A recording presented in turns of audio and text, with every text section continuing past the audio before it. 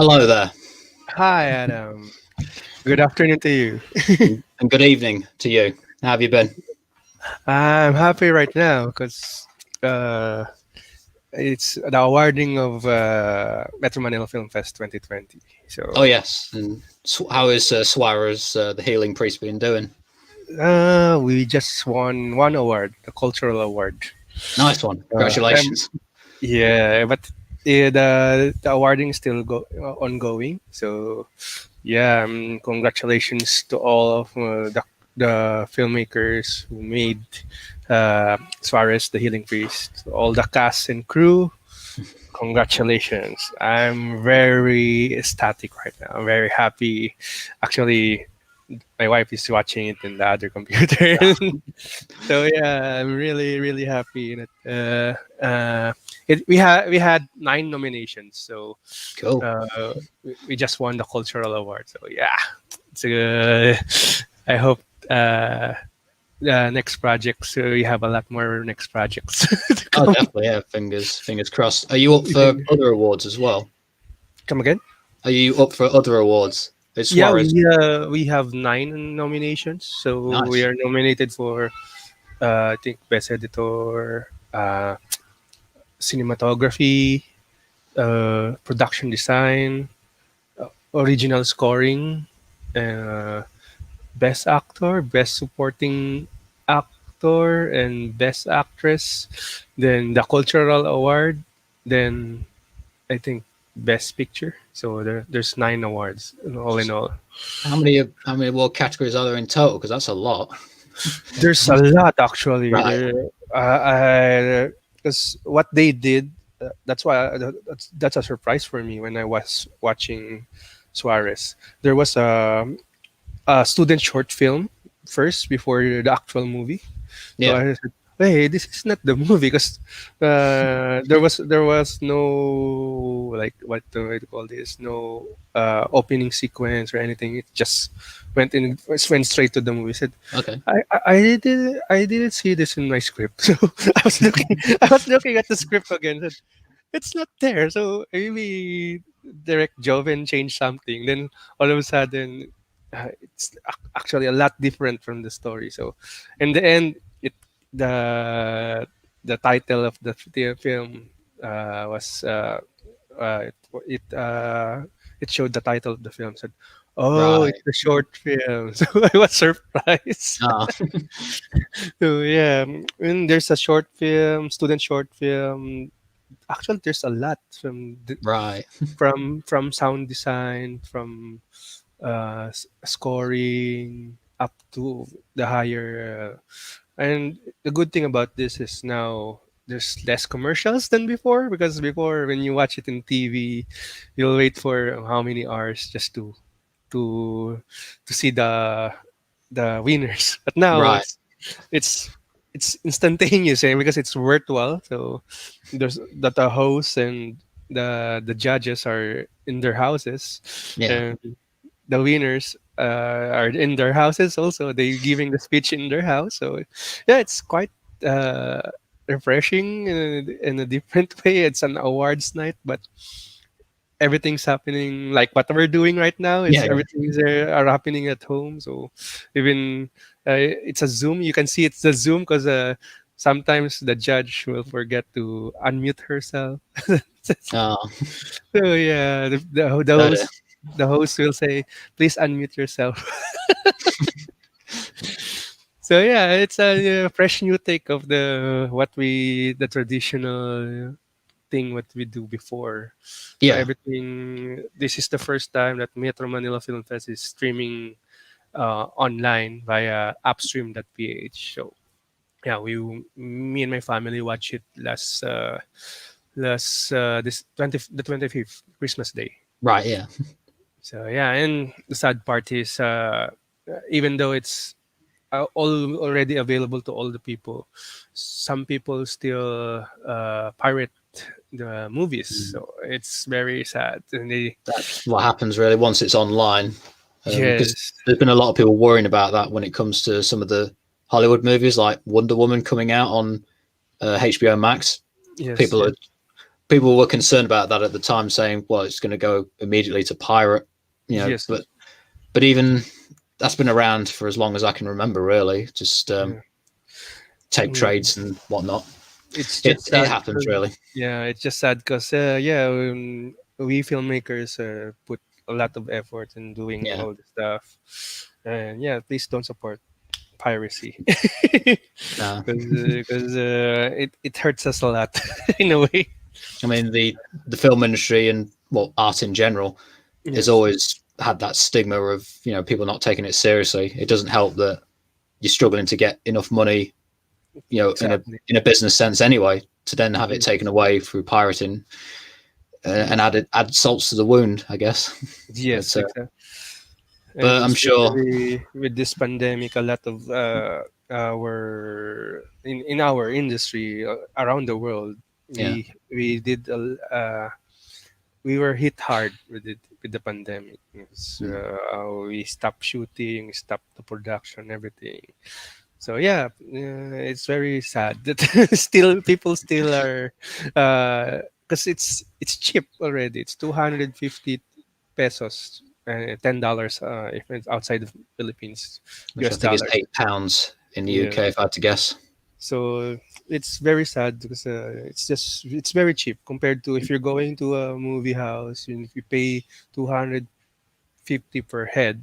Instead, you can pay just 250. The whole family can watch it already. Yeah. So No. how have you been, Adam? Doing pretty well. I pretty much just spent the whole week either watching films or wrapping presents, and that was about it. Really, just getting ready for Christmas. I didn't do much on Christmas. I was actually, do you know that application I was telling you about, the action comedy for Netflix application? Yes. I was just spending the whole Christmas day just recording a voiceover for it and just editing it, really. So, Yes. to be honest, that's pretty much what my Christmases usually are. It's just me just getting on with work, really. It's just another day for me. Yeah. Here it's quite busy in the Philippines because a lot of things happening. You need to cook for Christmas dinner, Yeah. and also we had Santa Claus. So Dress up as Santa or something. no, Oh, we just had a doorbell right. Okay. with the what they call this because we don't have chimneys here in the Philippines. So, No. yeah. So we It's kind only of like have a fireplace. Yeah. we don't have a fireplace. So yeah, we just put He's basically just a glorified mailman. yes, exactly. Oh, So yeah, that's what's happening during Christmas, and now we're preparing for the New Year. New Year. Yeah. Well, Before Yep. before I will buy fireworks, but now it's not allowed. no. Yeah. Never mind. Well, yeah, like I say, we've got New Year's. I said Halloween for some reason. We've got New Year's in 3 more days, so we've got that to look forward to. So, and of course, this is our last episode for the year, and we're going to be taking a break afterwards as well. But, although more on that later. I think our guest has been waiting long enough now, so we're gonna bring in our guest. I hope I pronounce it right. Amir Rahim, who is a Malaysian actor. Yes. What's up, guys? Hi. Welcome. Good evening, Amir. Hey, thank you for having me. Pleasure. How was your Christmas? It was nothing much. I just my family chilled out at home, and I just went out with my girlfriend for dinner, and we watched Wonder Woman, 1984, the new one. Right. So that How was that? it. That was pretty much. Let's just say I prefer the first Wonder Woman than the second one. Like, I mean, okay, if any of you haven't watched it, this is gonna be a spoiler. Like, since when Wonder Woman can fly, right? That's all I'm gonna say. Right. If you watch it, you'll know what I mean. Well, she's got the plane, isn't it? The invisible jet. That's in it, I believe. Isn't it? Yeah. Oh, you watched it, right? You know what I'm talking about? No, but I know of it. Because I mean, It's that scene where she just use her ropes and like fly up to the plane, and like suddenly she can fly like Superman. So I'm like, what the heck was that? Yeah. Oh, never mind. I'll watch it eventually. Yeah. Because I mean, my personal favorite DC movie in recent times has been Shazam. That's the one I really liked. I thought that was the most. That's always what I prefer in my superhero films, just larger than life, and because really I can't take comic book superheroes that seriously. There always is that camp factor to them where it is sort of a bit far-fetched. So the fact that Shazam did that rather than trying to make it all dark and brooding and Man of Steel, dour. No, I'm glad they didn't go in that direction. So that's what I want. Yeah, I enjoyed Shazam. It was definitely a good film. It's a feel-good film. Yes, definitely. Yeah. And as we were talking last week about Christmas movies, because it was released in April, I don't consider it a Christmas movie because me and Rav were talking about the whole Die Hard debate, because I don't think that's a Christmas movie because that came out in July. So, I mean, how far removed from December can you get? I think that was a summer movie. Exactly. You even look at the poster. There's no imagery of Christmas whatsoever. The tagline doesn't say anything about Christmas. So why people keep saying it's a Christmas movie is beyond me. It is a Christmas movie because it was it happened during Christmas. But it was released in July. 20th Century Fox were that serious about it. I mean, I was actually reading an article. Someone was talking about how they don't think Die Hard's a Christmas film, but they think On Her Majesty's Secret Service is. And I agree, because that was released in December of 1969. So, yeah, that's the best Christmas movie for me personally. James Bond on Her Majesty's Secret Service. Yeah. Anyway, but no, as getting back on track, because I think we're deviating too much now. But no, once again, thanks for having us. Yes, thank you for being on the show. Sorry, being the show. Right. No problem. Because also, I'm returning the favor for you because obviously we first met back in May on your podcast. The voice of I want to get the full voice name. Voice of Young and Creative Minds. That's nice. Actually, just to be clear, that's not fully a podcast channel. It's a page. It's an organization, an NGO that helps young creative people, whether it's in the film industry or theater, to help them give opportunity, whether it's for film project or theater project. And when we just started just for a couple of years, and we're just trying really hard right now to just get young people to come and join us and get exposure and whatnot. So that's what the Voice of Young and Creative Minds is all about. So was that started, because it's fairly new, I believe. When did it start exactly? I believe it was last year. So was I can recall, yes. Was it always on the pipeline for 2020, or was it because of the pandemic that you thought of the idea? No, because this idea came from Ella. She specifically told me that she wanted to create this organization to help young filmmakers like ourselves to give them exposure. And like when we started, we didn't plan on doing like those podcasts and interview or anything. When we first started, we did a poetry event where we invited school students 18 and below to participate in poetry, where they can recite poetry, and then we would have the event, and we would have like a final and a prize giving ceremony, which happened last year. This year, it all happened online. It's just that we don't have any prize giving ceremony yet because of the pandemic. So we already had that poetry competition a few months ago, but it's all virtual. So that's like our major event that we did for now. Right. Okay. Cool. Yeah. And you mentioned Ella earlier. Shout out to Ella if she's watching. Hi, Ella. Because it was because of her. She asked me if I wanted to take part in your interview, and I thought, yeah, why not? So it was a good interview, and you should interview Rav. I think you should. I think because Rav's, especially with the recent news about Suarez that he was working on. So I think Rav would be a good guest as well. So no. So again, hi Ella if you're watching. But you say that you're a actor and producer. So but my guess is acting is your main focus. Is that correct? Yeah. So that's correct. What inspired you into acting? What was the origin of that? Well, actually, I never thought of acting until I was 16 when I was in high school. It was by accident, actually. So it's a long story, but I'm going to shorten it. So I was in high school, and I was approached by the drama teacher at the time, because the drama teacher was actually looking for students, for actors to take part in the school play. but not a lot of people were like interested back then, or were not really familiar with what theater is. So what he did was he went to every classroom and asked each student whether they want to join. So when he approached me and told me about it, I'm like, all right, you know what, I'll give it a try. But at the time, I didn't know what theater or acting was about. So when I got to the first rehearsal, I dreaded it actually. The first few rehearsals, I dreaded it because I didn't know I had to commit to rehearsals. I didn't know how the process worked.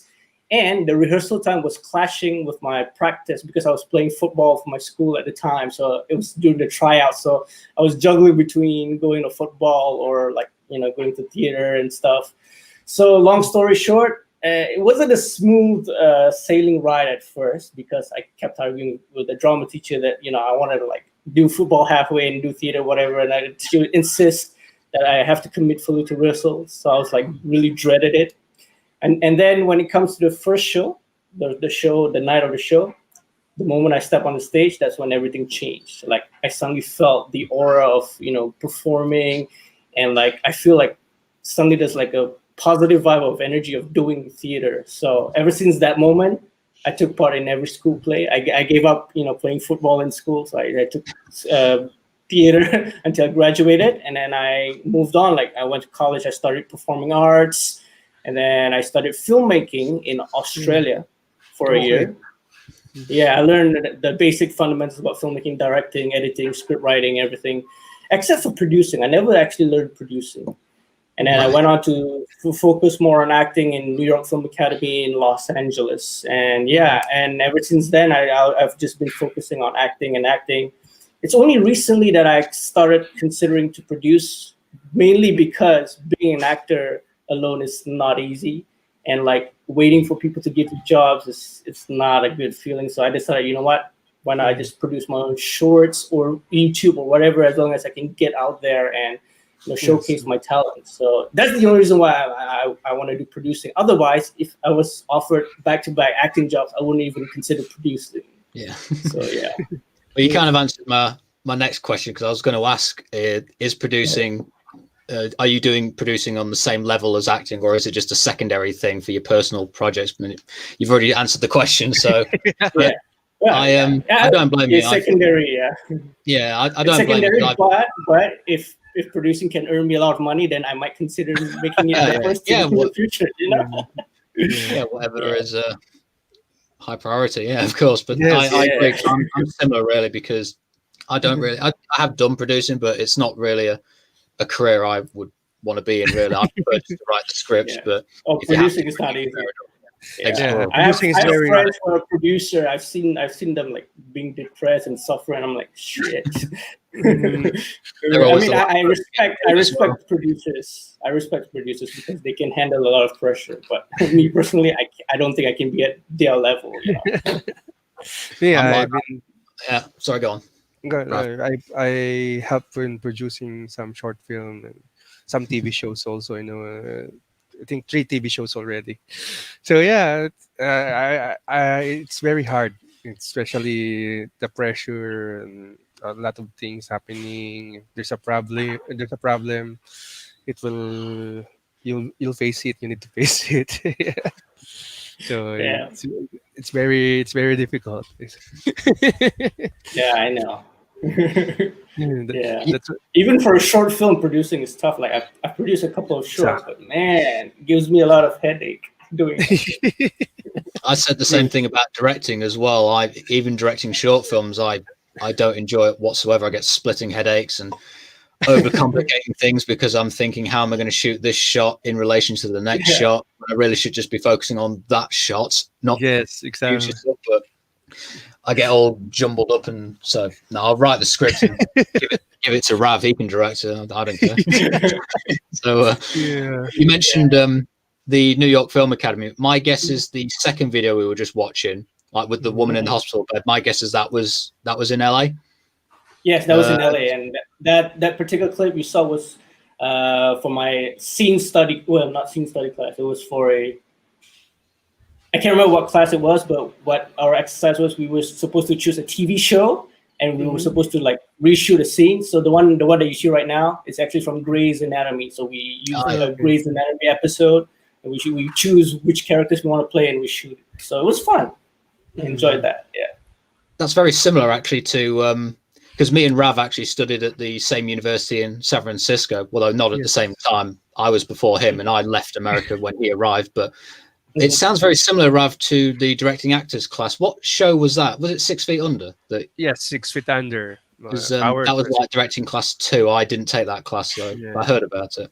We have 6 Feet Under, and I forgot the other one. We have 2 actually. 6. Right, because I only took the first directing actors class because obviously it was mandatory for everyone to take at least the first class, but I didn't enjoy it at all because I had to direct a scene from a film called Full Frontal, and I didn't like the script, and also. So what was your experience directing actors? I'm curious. I've never heard like a directors or like someone who's not a director directing actors. How does that feel for you?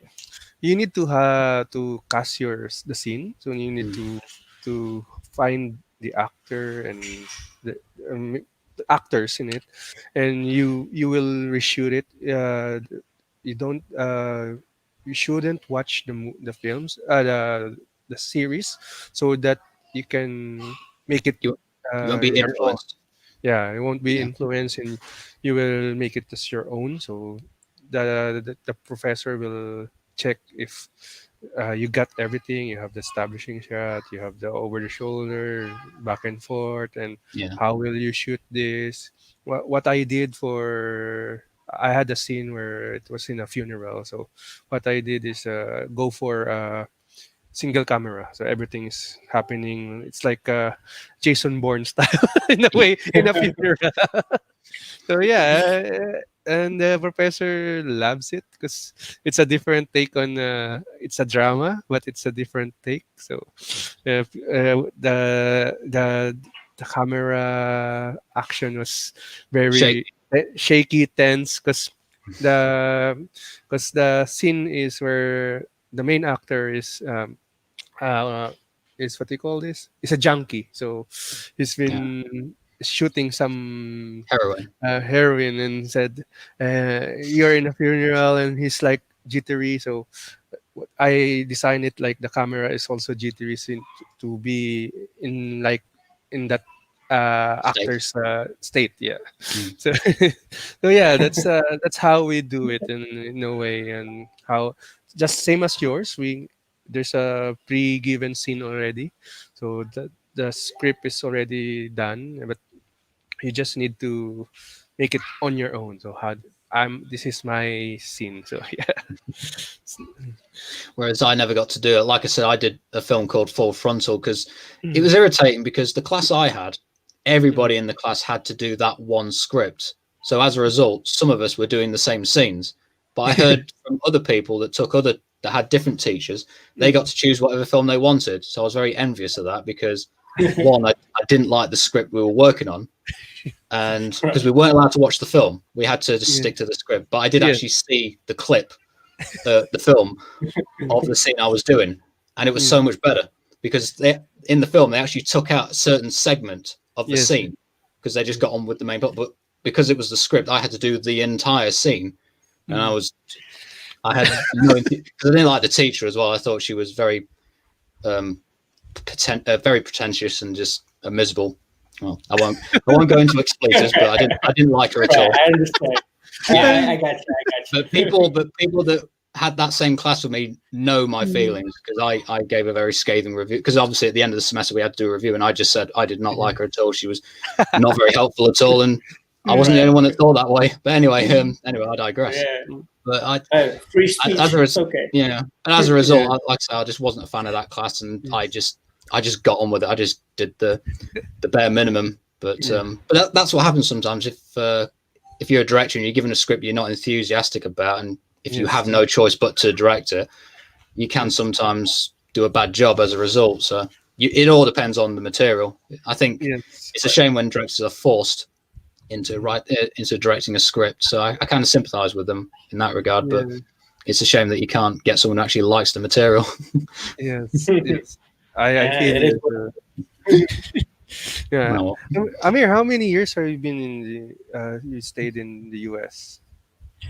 So I was studying there for about a year and a half, and I was working for about a year. So between 2013 till 2016. So I left in early 2016. So yeah, I did the OPT for 1 year, and I wanted to continue, but due to visa and whatnot, and at the time, Obama was going out and Trump was going in, so I figured, what, retreat until Trump gets out of office, then we'll see what happens. So your time in America was pretty much parallel with Rav's, because you were there around the same time, weren't you? Yes, I was there in 2013 until 2015. Yes.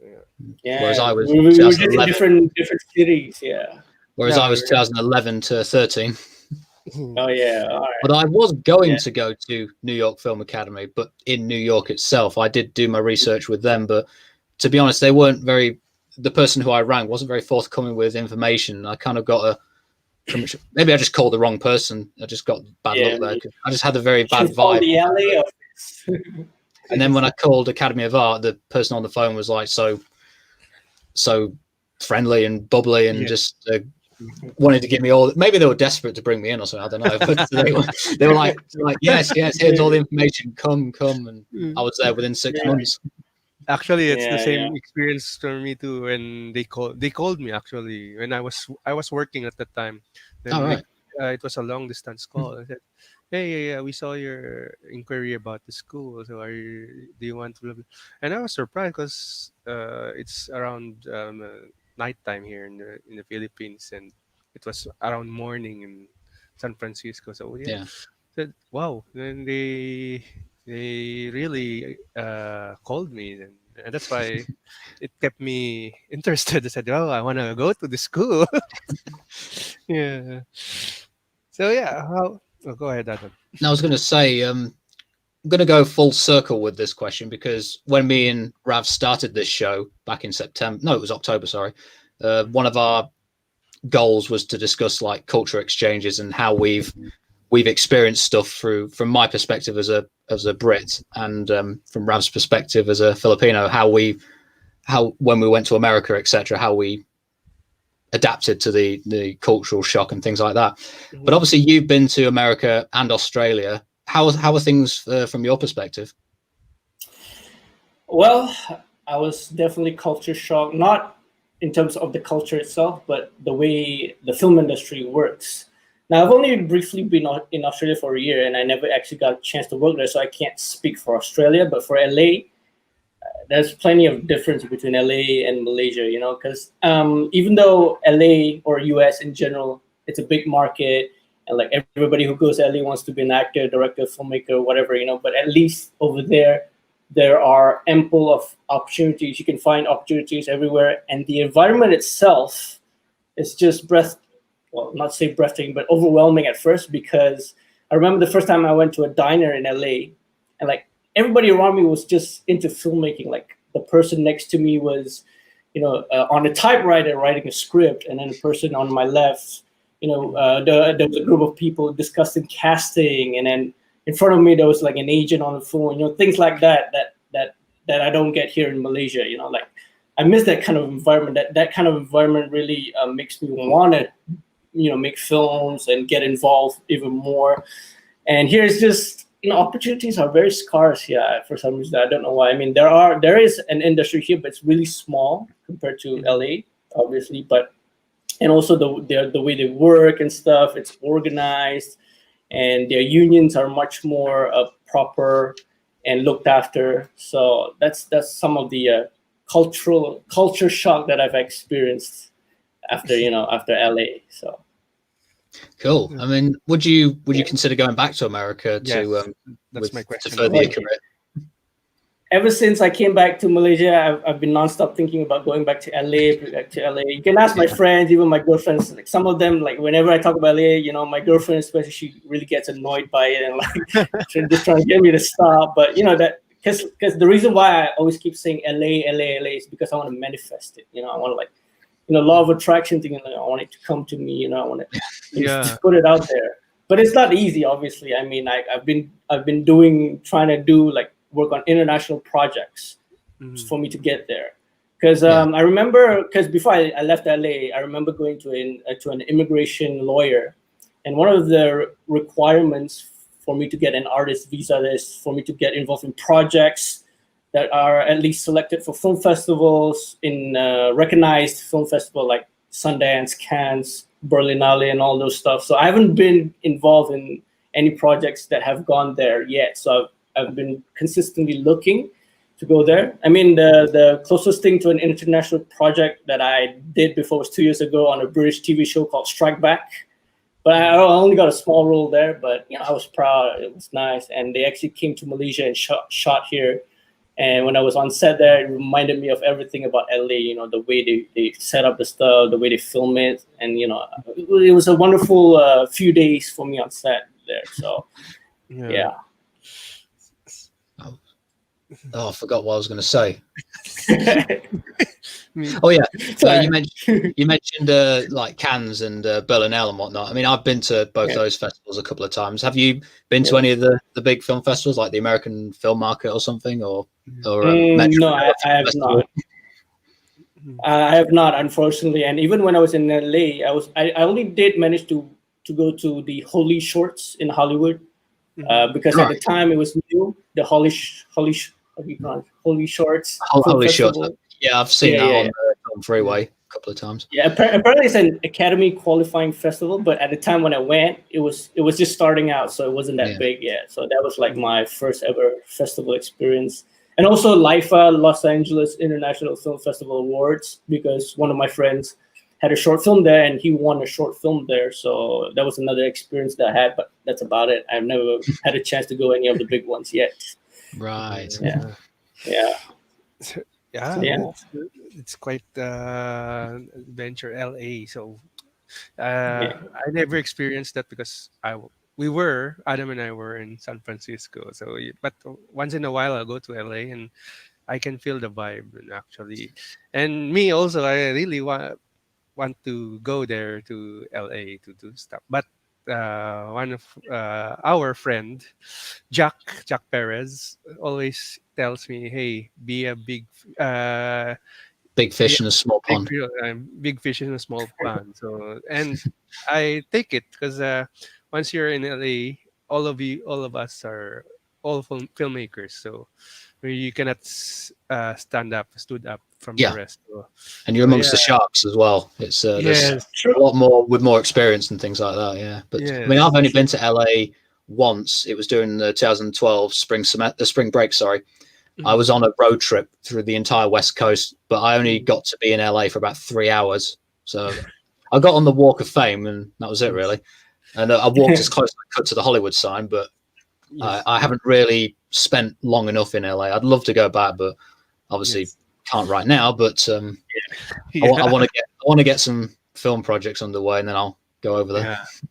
Actually, that's one of my plans to just like what Ravi mentioned, be a big fish in a small pond. I've been trying to do that too, but again, that presents another different challenge on its own as well. Because I don't know about Philippines or UK, but here in Malaysia, a lot of TV stations and productions, they rely more on the actors' followers on social media, right? So me personally, I don't have a lot of followers on social media, and like here I mean, I've been to auditions where the first thing they asked me was how many followers you have on social media, and really? I'm just like, what does that have to do with the casting, right? I'm here to audition for the thing, and you ask me about followers, So that's one of the challenges that I face right here, because I feel that just because I don't have a lot of followers, I'm not selected or whatever, but I'm not going to let that stop me from pursuing projects as well. So yeah. But I think the next Hollywood will be in Asia, because we have our countries, especially Malaysia, Philippines, Indonesia. They're developing. So and Korea, Busan. Apparently, some people say Busan is the Asian Hollywood now. So I don't know about that. I've never been to the Busan. I've never seen their film industry. I mean, I've seen some of the Korean films, but I've never been to Busan myself. So Korean films and Korean TV series are getting very better. Even the Americans are loving it. K-pop. Right. So yeah. Well, America's been like Hollywood in particular has been sort of pandering certainly to the Chinese market with certain movies randomly set in China, like Transformers 4, I believe it was randomly in China for no reason. Exactly.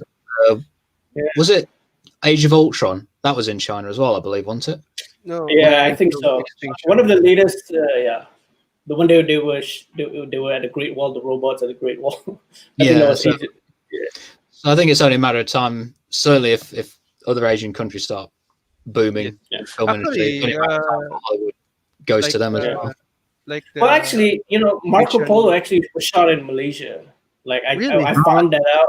Yeah, I found that out when I was in LA because one of my friends told me about Marco Polo. My American friend told me about Marco Polo and said, "Hey, this TV show shot in Malaysia." I'm like, "What? Really?" And then I researched it, and it turns out some of my friends are working on that crew as a crew on that show too. So and then I started contacting them and stuff, and then they were like, "Yeah, we shot Marco Polo in Johor Bahru, which is border to Singapore." So they have a studio called Pinewood Studios. It was called Pinewood Studios back then, but Pinewood is not there anymore, so it's just a studio there. Did they name it after the Pinewood that's in the UK? Yes. Yeah, actually, they had a deal with Pinewood in the UK, but not anymore. So Pinewood has left. So, so it's Pinwood or something now, I guess. No, it's called. Knock the letter off.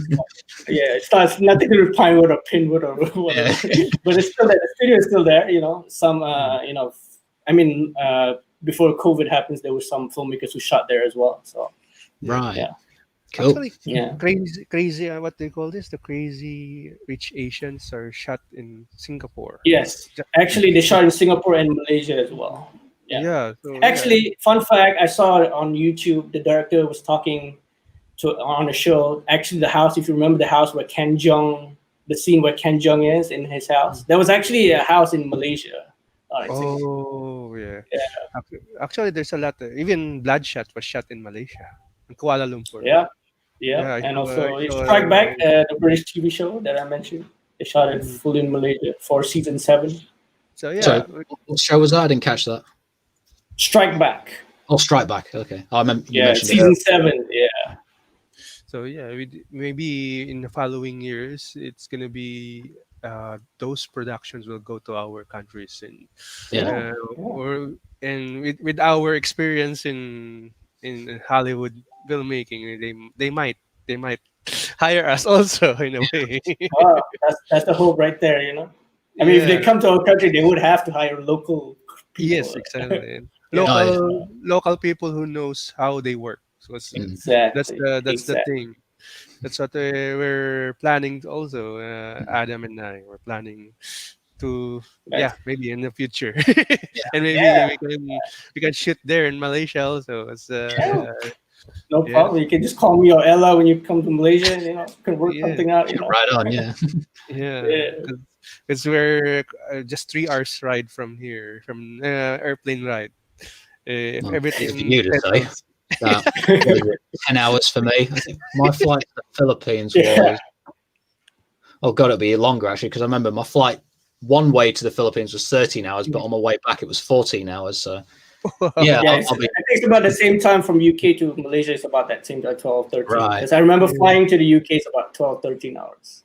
You stop over. But it's not as bad as flying to US from Malaysia. US is like 24 hours. Like you skipped a day. God, for you? From Malaysia? 24 Yeah, for me. Well, actually, I don't skip a day. I turn back in time because US is like 6 hours behind. So like I gain a day if I go there. I always thought that flying, in that direction always felt like time traveling. That you're going back. You get to experience January the 5th or whatever twice. Like New Year, you celebrate New Year here, and then you go to US. Oh, you celebrate New Year there again. That's right. You have 2 New Years. So how are you speaking about Malaysia? So I want to ask, what's the situation of Malaysian filmmakers in Malaysia in the whole? Well, it's picking up slowly after the COVID-19 restrictions and all, because like the film industry. and just like any other industry, was shut down for like a three or 4 months due to COVID-19. But like slowly starting picking up, and people obviously have to follow some new guidelines. There are some new guidelines, social distancing and wearing a mask and all that stuff. But the downside of it all is it gives a good excuse for a lot of production to actually cut costs. And like when I say costs, I meant like payments for like crews and actors, and they can use COVID-19 is the reason. You're like, due to COVID-19 we didn't have anything going on and stuff, and and a lot of people can't argue about that because a lot of people want to work. So like whether you like it or not, like I mean, if you're a big star, if you're someone who's already in the industry, you can still negotiate for a higher, pay. But like for someone like me who doesn't have a name and stuff, it's really hard to negotiate. And I don't have an agent or manager who can fight for me as well. And also that's another thing that's the difference between LA and here. Here is like it's hard to there's limited managers and agents here in Malaysia, whereas in the US there's a lot. But then again, it's also tough to get an agent and manager. But at least, with the representation, at least they can fight for, us to, get a fair compensation, I would say. Yeah. Yeah. Okay. So my next question is, I know Malaysia, is it hard to make films in Malaysia? Because I know Malaysia is a Muslim country. So is there some restrictions in a way? I really want to know that. So it all depends on the kind of film that you want to make. Mm-hmm. So if you make films that are compliant to the guidelines of the Malaysian film industry, it wouldn't be that hard. But if you're going to make films that are, okay, so one of the from the top of my head, I can remember, like if you have elements of political elements or racial or religious based elements, it's going to be slightly challenging. Not to say you can't do it, you can, but it'll be a lot more restricted on what you can show. And then scenes, like a sex scenes or whatever, that's definitely a no here in Malaysia. So yeah, there's a lot of independent filmmakers that nowadays that just don't want to make films for Malaysia. They just want to make films and send it to festivals and hopefully get streaming deals from Netflix or whatever, because a lot of people feel that those restrictions are really hindering their creativity, which I can agree on, because sometimes even the smallest things, they can just like tell you to cut it out because it's too sensitive, whatever, because like the guidelines, it's actually pretty. I've never actually seen the guidelines, but some of them, from what I was told by my friends, are just like plain and ridiculous. Like when you see it, you be like, "What? Really? You gotta you can't do this thing, you can't do that thing, really?" Yeah. So yeah, it's tricky. I would say it's tricky, but if you know what you want to do and the kind of content that you want to put out, it's possible for you to make films here. I'm not too familiar with the rating system in Malaysia, but what is the ratings there like? Do you have in the UK, for example, we have Universal, which is like for everybody. Then there's PG, then there's 12, 15, 18. What's it like in Malaysia? Yeah, so we have ratings too. So we have the general for general audience, and then we have the PG-13, and the highest one is 18 SX or SG. I can't remember the exact name, but that's like the highest. But I feel that those ratings are redundant if you're gonna have all this restriction, like why can't you just give the film the rating so that people would know the kind of films that are suitable for children or not? But they just seem to filter everything and be like, the whole rating for me personally is redundant if you're gonna restrict filmmakers on what kind of films they can or cannot do. I get you. Because ratings, certainly the ones in the UK, they've sort of, in my opinion, they sort of lost a lot of value, because back in the 80s and the 90s, PG would actually be quite hard hitting. It was parental guidance. But nowadays PG means nothing really. It's just no different from a U really, and which is general, basically the equivalent of a general. And we have a 12, but obviously which is the equivalent of a PG-13. But back then, if a 12 now was made in the 90s, that could easily have been a PG, because I think we sort of softened a bit too much, really, to the point where the ratings sort of blend together. So I agree, they don't really mean anything so much anymore. And even then, sometimes the rating doesn't stop people, because even as a kid, I was watching 15 and 18 rated movies, but I had common sense to not, beat up, rip people's heads off or something in class just because I watched a horror movie. It all depends on the type of audience, I guess, really. But I think people are going to watch them regardless. Yeah, I mean, like I think people are smart enough to think for themselves, if the film is meant for them or not. I mean, I just don't get the whole restriction thing. I mean, the rating is there for a reason. I mean, use it, right? Use it. If the film has some sort of elements that can't be watched by people below 18, then put their 18. Yeah. But even then, it's usually what tempts them to watch it, because that's what always tempted me as a kid. I want to watch something that's for adults because I don't want to be a kid. I want to be an adult. So. Then that falls down to the responsibility of the cinema owners. They have to check the IDs and stuff, which is reasonable. I feel like check the IDs. Whether you look old or young, check everybody's IDs. Make sure they're. I better explain. I never actually snuck into 18 rated movies as a kid in the cinema. It was obviously on video. I mean, I did go to see I went to see South Park when that came out. That was rated 15, but I was 13, and I did manage to get into that. I was asked my age, but because I rehearsed it, I was able to get in and watch it.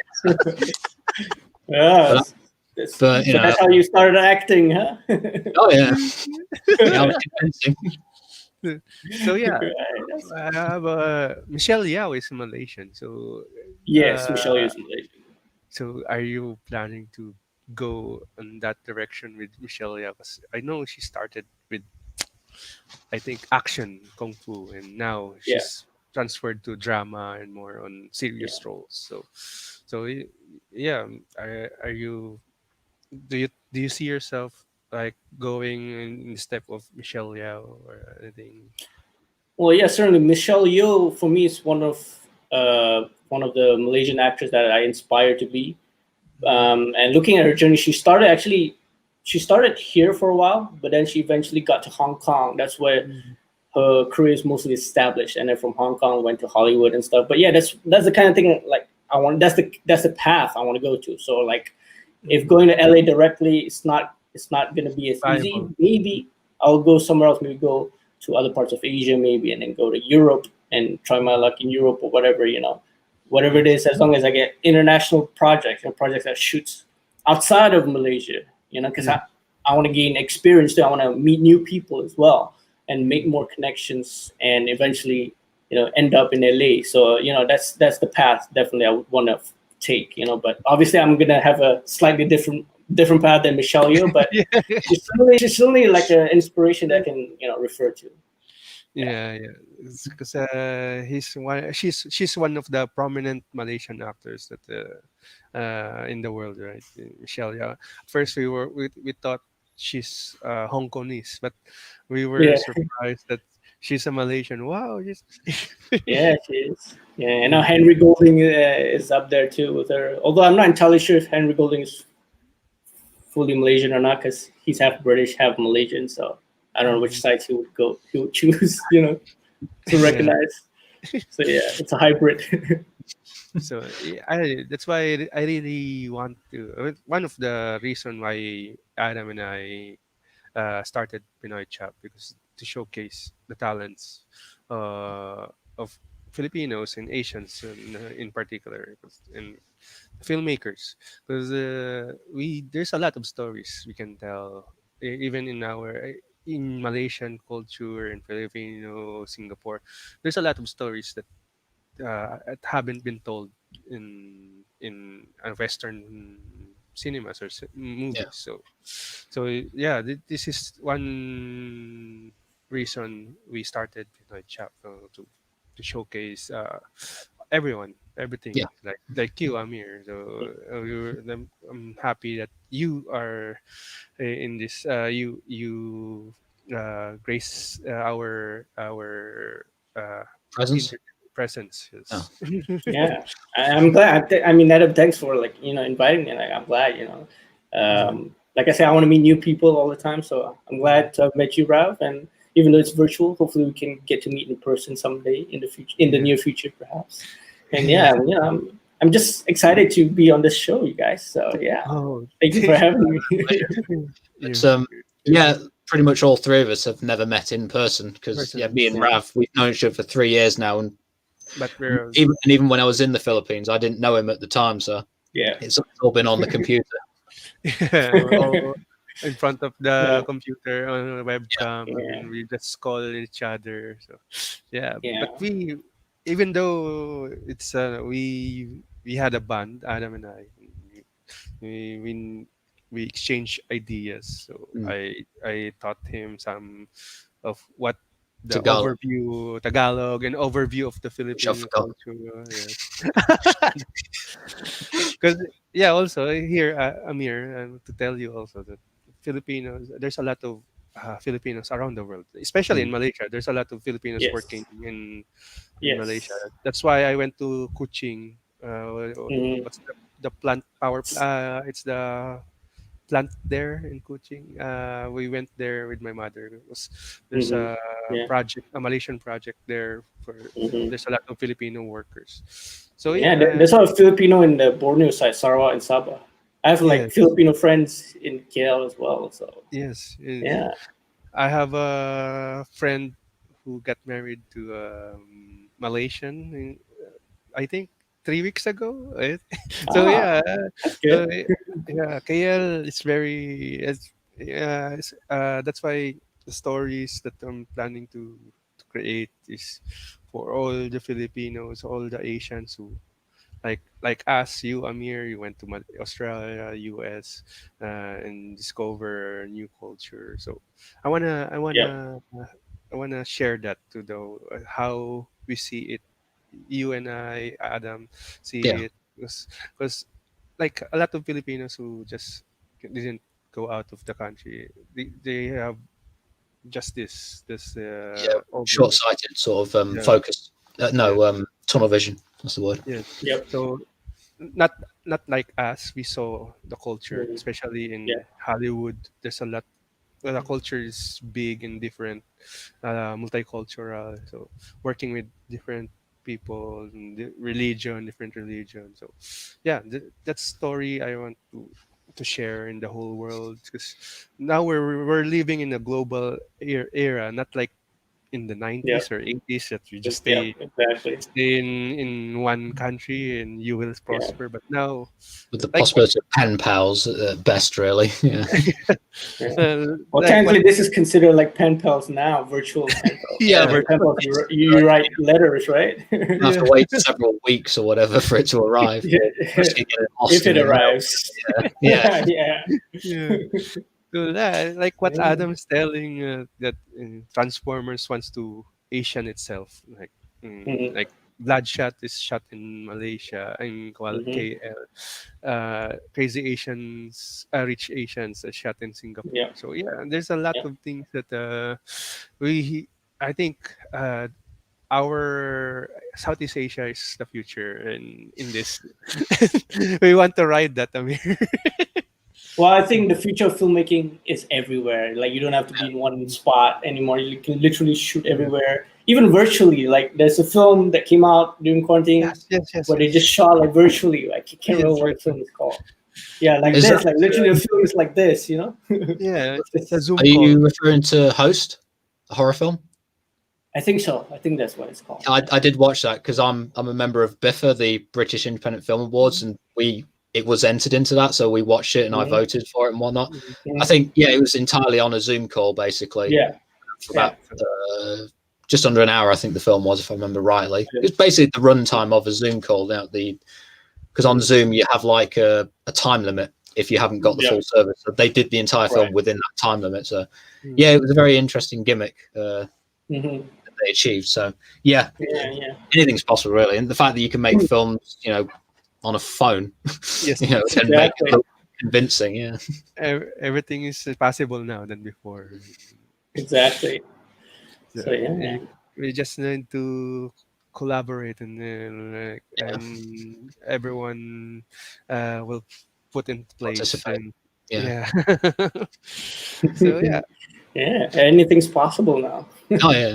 So what sort of ambitions do you have in your acting? What are there any like dream roles that you have lined that you want to achieve before you die? I have long-term goals in terms of career. Like eventually down the line, I would want to have my own production company where I can just produce my own stuff. Like produce not necessarily write scripts, but like get writers to send in scripts and produce good scripts. Yeah. And, be in it, like acting on my own. That's what the main reason why I want to produce, so that I can act in those projects, right?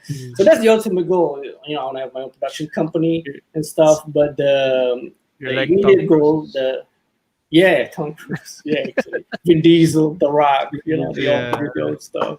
But yeah, in terms of dream roles, I would love to play, law enforcement roles like FBI, NYP, that kind of roles. I also love to be in films that are based on true stories, like Captain Phillips, Deepwater Horizon. Because I love to, research about the characters, the incident per se, the events that happened. I love those kind of films based on true stories, and also period piece. So yeah, I mean that would be like the dream film that I want to be in. But in terms of role, I like to play law enforcement roles. Yeah. So here's a question, Amir. Are you do you see yourself as a methodical actor or a different kind of actor? What kind of actor are you? Honestly, I've never really thought about what kind of actor I see myself in. I would like to think that I'm versatile, like I could play any role and stuff. Character. Maybe not so much character. I don't know. Like I like to try, play different all sorts of roles. Like different, genres. Actually, I want to dip in different genres. I mean, I think about genres, not really roles. Like genres. Right. Yeah. I want to do comedy. I want to do action. I want to do drama and all that stuff. Horror, thriller. I focus more on genres rather than characters. Because I would like to, push myself as an actor. Like, okay, if I were to be in a horror film, what kind of character? If I was presented, a character in a horror film, okay, how would I, be that character in that setting? It helps avoid being typecast as well if you have different roles. Yeah, that's the one thing I don't want to be typecasted, because I mean, yes, if you're being typecasted, you may get a lot more jobs, but at the same time, how long can you do that, right? Like, will it be satisfying? How long can you actually, you eventually get fatigued playing the same type of character over and over again. So but right now, as of now, I'll just take whatever I can get right now, because opportunities are scarce. So I'm not really picky right now. So whatever comes my way, I'll just take it and do my best. I'll definitely do my best in every role that presents to me. So yeah. Well, even if you end up doing the same sort of roles for several years or whatever, you could do like what one of my favorite actors, Liam Neeson, did, where at the beginning of his career he was doing like sort of serious dramas and whatnot, and then around when did Taken come out? 2008, I think it was. He was suddenly in Taken, and he's in like tons of action movies all the time. Although actually, I was going to say, although with the exception of that, in Taken, ever since then he's been in like tons of action movies and whatnot. But I've just remembered one of my favorite films he was in, Darkman, which was a comic book movie. That was just action, but that was 1990. It was in the very beginning of his Hollywood career. So, but anyway, the idea is if you're doing a certain type of role for so long, you can get to rejuvenate yourself if you make a big splash in something else. So if you're doing period drama, you might get bored of it, and you can do a horror franchise afterwards or something. Well, actually, I imagine that if I were going to play the same role for a long time, I'd imagine it being on a TV show. Like, now that I don't mind. I don't mind being on a TV show for a long time, because TV show, it sounds grueling but also exciting. And at the same time, I heard it pays good, so why not? Yes, right? If you get to be on a TV show for 10 seasons, like, why not? I mean, I'll get bored eventually, but why not? Here's the thing: we have a TV show here in the Philippines. It's still running. It started 2015. When I arrived in the Philippines, it's just started. Now I already have a wife. I already have a kid, and it's still running. So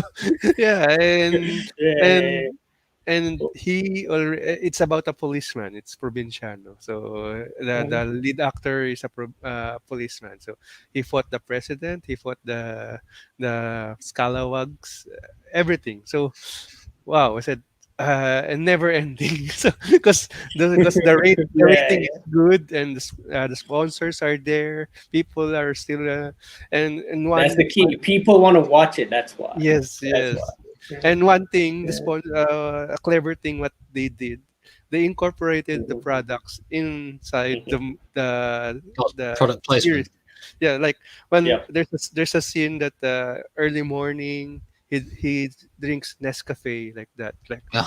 he's a Oh, police. so the label is showing on the camera. Nescafe, No. and there's a box like he gets the coffee from it, like steering it, and then there's a Nescafe in it. That wow, is this I think guy? Yeah. I think it's worse. Like, say for example, the glass I'm holding is actually a Yes. Pepsi Yeah. glass. It's worse Yeah. if it's out of shot and then he's turning it to Yes. make. It's worse when it's like so blatantly obvious. Yeah, So I know, right? so right Yeah. now he's calling the shots. Before he was just an Mm. actor of that TV series, but after 2 years, now he's like the director because also he's the one writing some scenes. So yeah, and he's acting in it also. So Yeah. and he's very popular, the Yeah. Provinciano. So So is it Mhm. continuous as in there's no season breaks? no, So it's like a no, soap opera then? Yeah. it's like Yeah. it's like I it's was like gonna now say a so. soap opera, Because but I it, was yeah. that's because it's an action. That's what Mm. I told you before, Adam. The grenade scene, they throw a grenade. Oh yes. So this is the TV Right. series. Oh, it's from that show, is it? Oh, okay. Right. so, so the action is so like he has a pistol and his enemies have all Machine uh, guns, body machine gun armor. rifles, yeah, with body armor, and he can land a shot in everyone, but Yeah. all those guys cannot kill him. The So yeah, stormtroopers. I think that's yeah, the same recipe for any action films. The hero doesn't get shot. Very rarely ever reloads as well. yes, exactly. Exactly. So yeah, maybe Yeah. you can do the same thing like that. What's happening to him? Because he Well, maybe started. I can do it for YouTube though. I don't know if I can do it for TV for that long, but for YouTube, yeah, maybe like a short web series. That's possible. But like, for TV shows, nah, it's gonna be a lot of work. Yeah, it's. Yeah. I mean, I have a experience in TV show. It's like you start at 5 a.m. You go home around late at night because you need Mhm. to do a lot of sequence in a day, and Yeah. you need to. It's an everyday show, so it's from Monday to Friday. So it's grueling. Actually, I It already is. told Adam about it before, and it's different. Yeah. It is. But hey, I, that's filmmaking life. yes, Yeah. yes. Tell me about it. Whereas from my perspective, it's just writing a script in a room by yourself with no one to bounce ideas off with or whatever. Or sometimes you might have a co-writer, but usually it's just Yeah. you on your own trying to figure it out. Yeah, yeah. Yeah. That's right. So Amir, what's in the So, pipeline? What's your projects and coming in this 2021? Well, 2021 is very uncertain for me right now. But however, for me and my everybody. friends, yeah. So me and my friends, we recently started to do a project together. We wanted to do a short film. We've been discussing about doing a short film, but Mm, last week or was it 2 weeks ago, one of my friends decided, you know what, let's drop this short film, let's do a feature. And I was quite surprised, honestly, because actually all of us want to do feature, but we just didn't know when we could do it or when is it possible, right? So my number one concern would be like, shit, what about a budget, right? Because we only have a budget for a short film, and then he was like saying, we're gonna go ultra low budget indie style, do a feature, and then like, all right, what's the story about? It's about an actor, a struggling actor who's trying to make it big, who's trying to go to Hollywood. And I was like, yeah, that's basically my story. And then he was like, yeah, we're gonna do your story. It's gonna be experimental and it's gonna be fun. And I was like, all right, yeah, why the hell not? We've got nothing to lose. I mean, we're gonna start shooting it early 2021, so like, why not? It's just me, one person, and it's gonna be from a point of view of the camera, so mm, not much logistical headache. So we were like, all mm. right, you know what? Let's do it. Let's take the risk. Let's do it and see where it goes. So Yeah. that so far that's the only project that I have going on so far. That is so weird. Because funny enough, me and my friend who lives in Nottingham, who's an actor, but he's going to direct this film. We're working on something similar, but our story is from a comedian who's got an audition in Hollywood. So, and we were going to do it like in his entire apartment, just following him around. So, obviously, the different stories, of course, but we had similar ideas. We were sort of, trying to figure out what to do in the circumstance. So, wow, that's a weird coincidence. Actually, Adam, did you remember, Adam, that the script I sent you to read about remember I sent you a script for you to read, and a few months ago I sent you a story and I wanted your opinion about it. We actually wanted to shoot that short film. But then that's a long time ago. Sorry. So much happened. It's that short film that I sent it to you to read about. That was the story that we wanted to do, but like we put it aside for now. So we're gonna do this feature. So I mean, I'm quite nervous about it because I don't know what to expect and I don't know what's gonna happen. Like me and my friends, we meet every week to talk about it. So in this next few days, we're gonna meet up again and really, really have a proper structure and story to it. So fingers crossed. Yeah. Sounds good. Well, best of luck. Thank you. So Amir, do you have any Instagram accounts, Twitter accounts that people? Yes, I have Facebook, Instagram, Twitter. It's at Amir Rahim. It's the same handle for everything. Actually, I can share it in the link. Can I share in the chat box right here? Yeah. I'll just share I don't think it will show though. Best to share the screen. Well, okay, I don't know how to. I'm going to share it here. You can share it to the screen. That's my social media handle. We'll link you in all the posts as well. Yeah. So that's my handle for Facebook, Instagram, and Twitter. So I have a YouTube channel as well, Amir Rahim. My showreels on there, and some of the short films in my past work is on there too. So So in fact, hold on a second. How about this one? It's the different. That one is the Voice of Young and Creative Minds Instagram page, and it's also the same handle for Facebook and Twitter. That's the organization's page. Yeah. Oh, okay. So, because just want to double, because you sent me a link as well, and because we haven't shown it so far, I'll just quickly show it before we go. But let me just technical hitch. Hold on. I like how this setup is. I never knew how to do this kind of setup. It's really cool though. The setup that you guys make. Application. Here we are. Because you sent me a trailer. I'm not sure how you pronounce it. It looks like a horror film that you are acting in. Shuraya. Yes. Right. Oh yeah. They came out in Malaysia early this year in January before the pandemic started. Let me just. We can show this. Yeah, I'm just opening up now. Oh, you're doing it for me? Okay. Yes. Yeah. So I really, because I saw it, I really like the actual cinematography, the lighting. When we get later on, really impressive, I thought.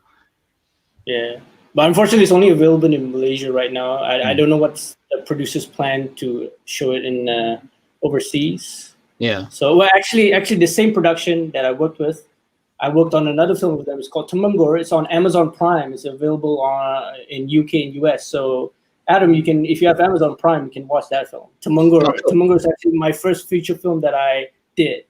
Yeah. Oh, sweet. So Temenggur is like a period piece, sort of. It's about a tribe called Kertiga, and then there's some mystical stuff happening in their village, and then they have to get to the bottom of that. And it's all in English because that's like the first project that I did in Malaysia. That's all English, so that's really nice so that everybody can watch it. So it's on Amazon Prime in the UK and US. Unfortunately, it's not available anywhere besides UK and US for now. Right. Is that Carmen? So yeah. Is that the actress is Carmen Su? No. No. Which actress are you talking about? This one?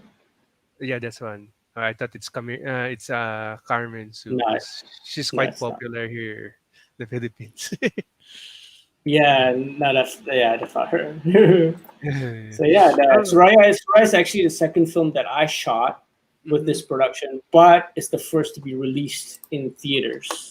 Yeah. Cool. So Temenggur is the second one that's released, but it's only on Amazon, mainly because of the content that is in the film. again with the censorship and stuff, and it's all again, and it's all in English. One thing, because like in Malaysia, like if it's Malaysian film but it's all in English, they say that maybe it couldn't sell or whatever not, and then also there's no like famous or popular actors in it, so that's why they it couldn't be sold. Like they try to negotiate with all the distribution companies here, but like all of them said the same thing, like they don't feel confident it could be sold here because there's no famous actors, it's all in English and all that stuff, and the restrictions, all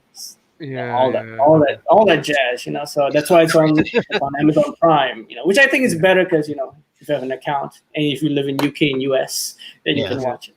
Yeah, sure. Hopefully, it will be only a matter of time for it shown everywhere else. I'll try to watch it. We have Amazon Prime here in the Philippines, so I'll try it. Yeah, we have Amazon Prime in Malaysia too, but that film is not available anywhere but US and UK. Yeah, so only US and UK Amazons is available on. Oh, okay. So I think your only chance, Rav, is if we're on a Zoom call or something and I'm sharing the screen. That's like the best chance you've got, I suppose. No, I have a VPN. I'll share the trailer of Tumungo right here in the chat box, and if you guys can share it on the screen. Yeah, cool. Okay. Yeah. Wait. Yeah. Wait, I'll open it up. Yeah. So yeah, it's still going on in Amazon Prime. I don't know how long it'll be on for, but I think they have a deal with Amazon Prime. So yeah, and I'm hoping for the film story to be on, some video on demand or some platform that's available for international people to watch as well. Yeah. Mm-hmm. Yeah. So this is it. Is this it? Yes, that's the one. Oh, it's nice also. Yeah. Yeah. And fun fact about this production house, they follow the blueprint of Blumhouse production. One location, several actors, low budget, Blumhouse style. So yeah.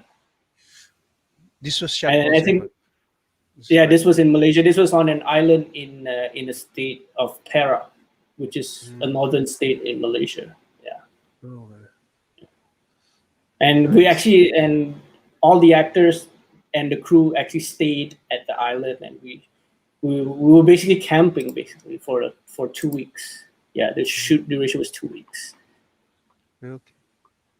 Yeah, and this was their first feature, the production's first feature that they made. This was made, I think, was in 2017. Yeah. Right. Yeah. Yeah, I'm just engrossed. Yeah, me too. Don't mind me, I was just watching. So yeah, we'll watch it later. We'll check it out later. Yeah. So, But no, thank you again for joining us, Amir. It was great having you on the show. Yeah, thank you for spending an hour with us. No problem. I don't mind at all. I don't mind being on the show for as long as you guys want me. Yeah. Maybe we can collaborate in the coming years after this. Definitely keep in touch. Yeah. Once this whole COVID thing is over and once we can travel, we'll definitely be meeting up in person. Yeah. Yes. Let's do a lot of films. Yes. You're quite near me. So Adam must fly here in Asia. I've got the long haul. Yeah. Adam has to take like a 1 month off to come here so that he can fully immerse in the experience. Oh yeah. They have a very nice Malaysian foods are great also, Adam.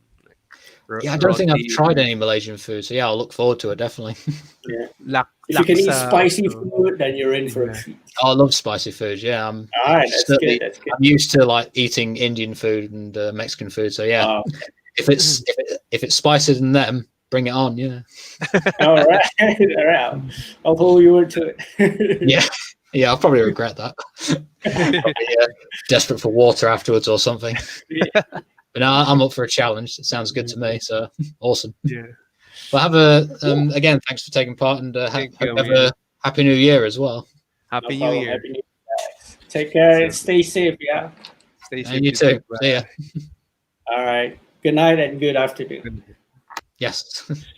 So yeah, it was great talking with Amir, and we learned a lot of things.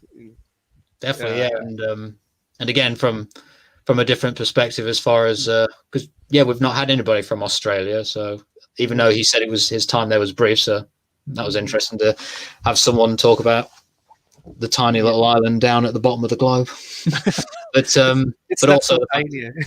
I know, yeah, but yeah, it's bigger than the UK. So who am I to talk? But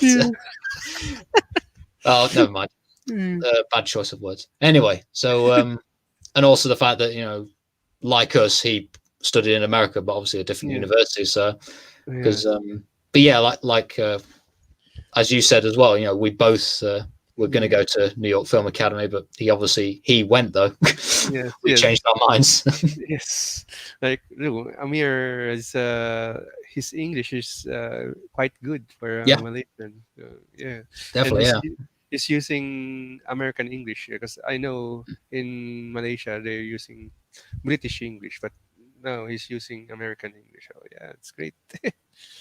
I actually didn't notice, to be honest, because to be honest, I think when it comes to American English and British English, I can notice in written form, not so much in spoken form. I mean, I'm aware of like aluminium and aluminum, things like that, but to be honest, I didn't pick up on that when he was talking. I just picked up it was English and left it at that. So I don't know what was it that you noticed. Because we can distinguish, because I have a lot of Malaysian friends also. So usually they use if they talking like they use British English compared to right.